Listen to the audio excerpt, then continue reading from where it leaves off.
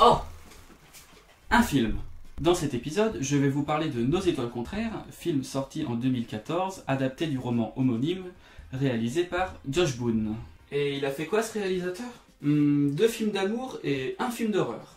Ah d'accord. Dans celui-ci, nous allons suivre l'histoire de Hazel, qui a survécu à un cancer, mais qui en garde quand même quelques séquelles. Un film d'amour sur des ados malades?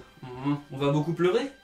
Oui. Donc la mère de Hazel, en voyant qu'elle ne se sent pas très bien, décide de l'inscrire à un groupe de soutien pour cancéreux, et c'est là que Hazel va faire la rencontre de Gus, un non-cancéreux lui aussi, mais ancien basketteur hyper beau gosse. Oh mince, s'il était chef de l'équipe de football, on aurait gagné 3 points clichés. C'est là que les problèmes vont commencer à arriver, parce que la santé des 2 amoureux étant très fragile, d'un côté, Hazel voudra pas le faire souffrir quand elle partira, et de l'autre, elle se dit qu'elle doit quand même profiter du peu de temps qui lui reste. Ouais, elle choisit la deuxième option, c'est ça? Bah oui, sinon le film finirait sur un... Non!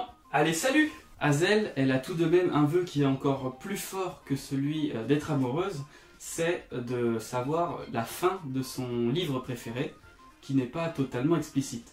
Et pour cela, elle va devoir aller rencontrer l'auteur, qui habite à Amsterdam, mais ses parents n'ont pas vraiment les moyens. C'est à ce moment-là qu'il faut pleurer? Non, pas encore. Car oui, Super Gus est là, et comme il est malade, il va pouvoir emmener lui, Hazel et sa mère à Amsterdam pour qu'elle réalise son rêve. Vœu qu'elle avait déjà fait pour aller à Disneyland. C'est tellement beau, il est tellement gentil. Attends, c'est pas encore le moment. Arrivés à Amsterdam, ils vont aller rencontrer l'auteur, interprété par Willem Dafoe, mais ils vont se rendre compte que c'est un gros con. Du coup, ils vont aller préférer s'embrasser dans la maison d'Anne Frank. Quoi?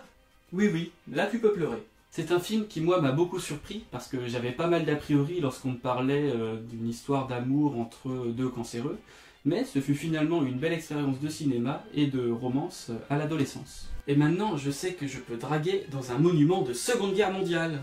Donc pour résumer, Nos étoiles contraires est un film qui est à l'a priori plein de clichés, mais qui se révèle surprenant à sa manière, j'ai envie de dire, surtout quand on est adolescent.